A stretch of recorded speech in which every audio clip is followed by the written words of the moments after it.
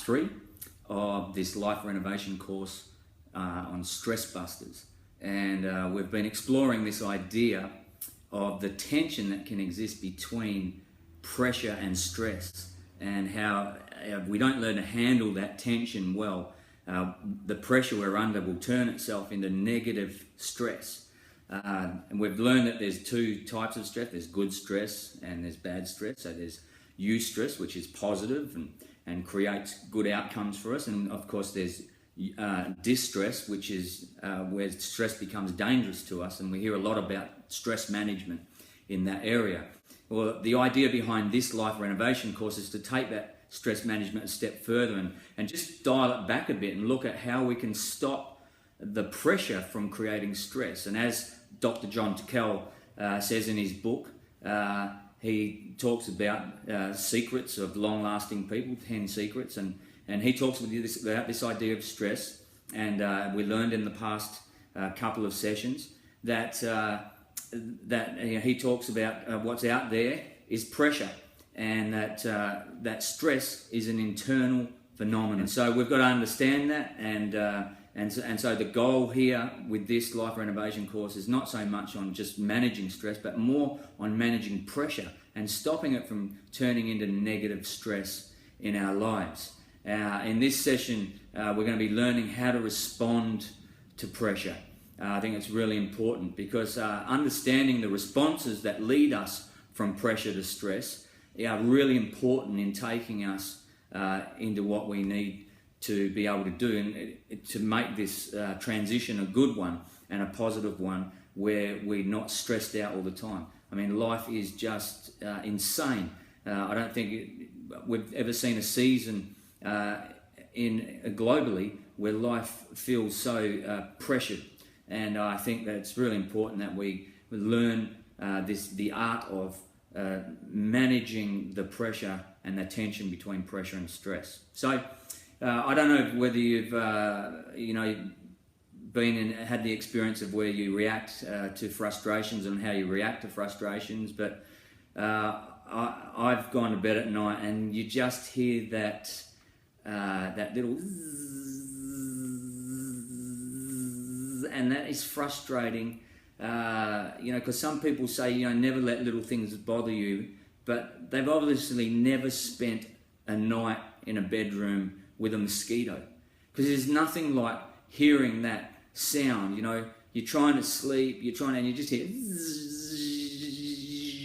and then and you lay in bed and you're hearing that, and it's in and out of your ear and it's around you, and you throwing your arms around and just I don't know whether you have that experience. Maybe it's just me, but certainly I've had that experience, and that little mosquito, this little tiny thing, can just cause such great frustration. The funny thing I learned about mosquitoes is that the one that makes the noise is not the one that bites you. And I don't know about you, but I seem to have what they call royal blood for mosquitoes. I mean, if they want to bite someone, they're going to bite me, and I come up in big welts, and so hence my experience is to try and shoo the thing away. And so we spend a lot of our time, we're hearing this, and we're shooing this mosquito away because it's making the noise. But the one that makes the noise, apparently it's the male who makes all the noise, and it's just a mating sound. He's just looking for some chicka babes, he's looking for, hey. He's trying to hook up with another mosquito. And the typical male can't focus on more than one thing at a time, food or mating, so he goes with mating. Well, the one that bites you, of course, is the female.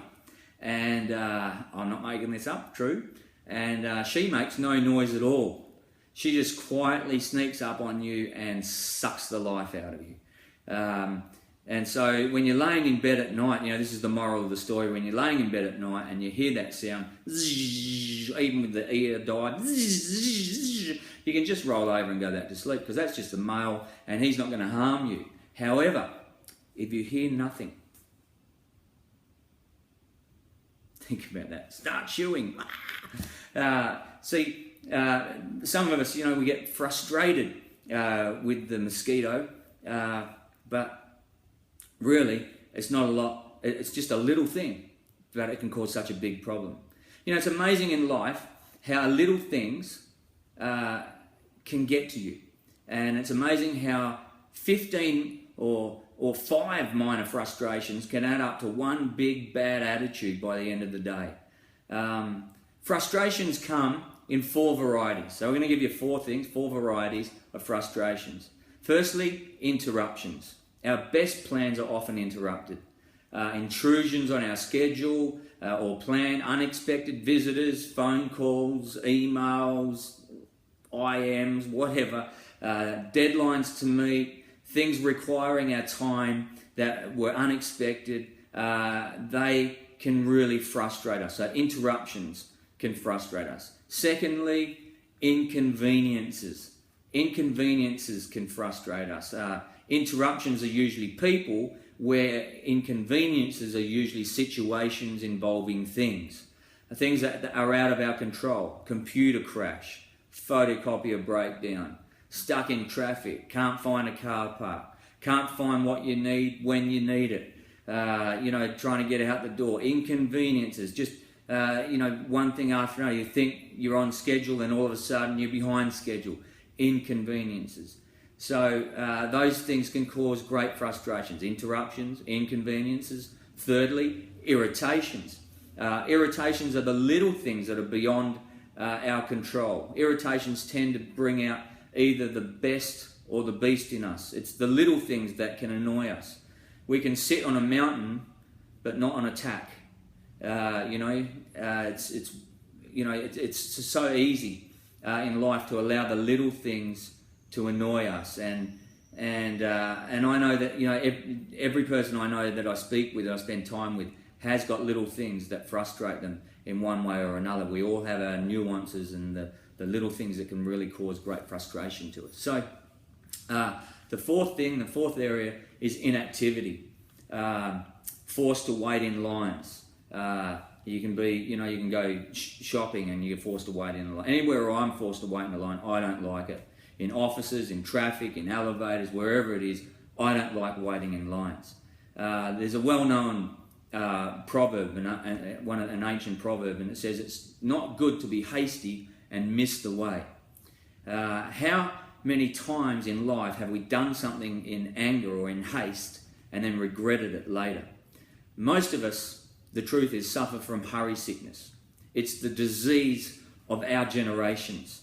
I remember the first microwave, when that first came out. I mean, I was young, I was swimming. I just thought this was a great, I was swimming training all the time, and I just thought it was a great invention. I didn't have to come home to dry food or food that had been tried to stay warm for too long.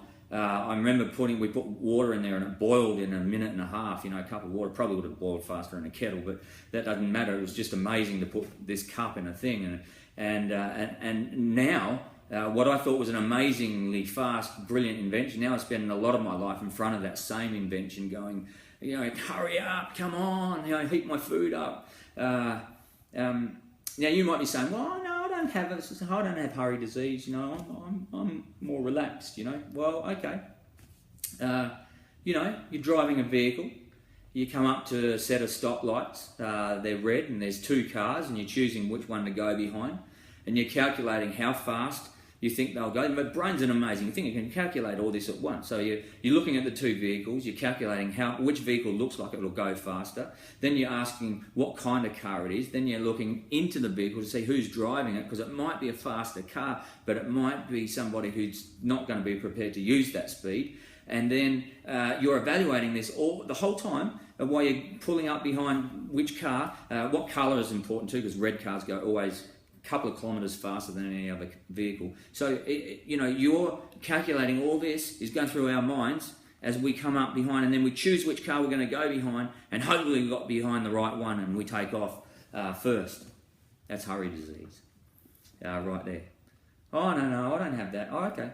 Well, what about you go to a supermarket, you go to do your grocery shopping, so you go to the market, and this I find incredible. We walk up to the checkout, we've got our cart, trolley, whatever, and you're in Australia, you call it a trolley, in America, you call it a cart, whatever. You walk up there, you've got your trolley or your cart full of your groceries, and you walk up to where the cashiers are, and you look up and down the different checkout aisles, and you calculate how many people in each aisle. You're able to calculate how many items in each trolley or cart exist, and you're doing all this mentally as we walk up and making it in our decision-making process. And then we're looking down at the cashier, is it male or female? Females just tend to be a bit quicker.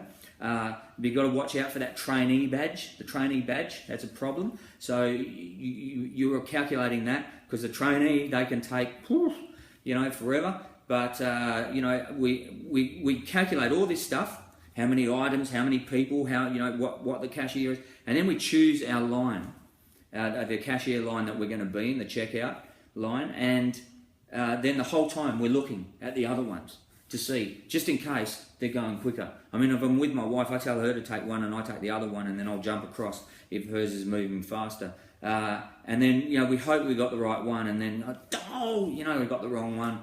And sometimes we even change lanes, midstream, because we think it'll be quicker. That's hurry disease. And it's amazing how we handle frustrations and how irritations can come in and really begin to affect us. Well, I'm going to quickly give you 4 things on how to manage our frustrations that will really help us. These are from well-known author Rick Warren.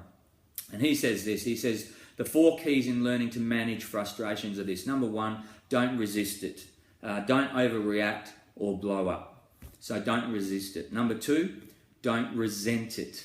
Don't internalize our anger. Make sure that we don't start to resent it, because it'll start to just build on what's already there. Third thing is, don't resign to it. Don't have a pity party.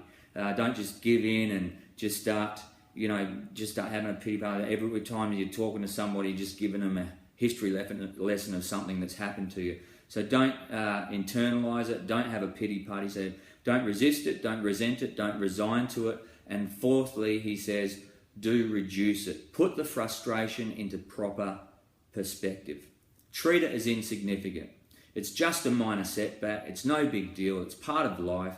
It's not worth a heart attack. It's not worth ill health. It's not worth stressing out over. It's not worth allowing the pressure of that frustration to turn into a great stress in our lives.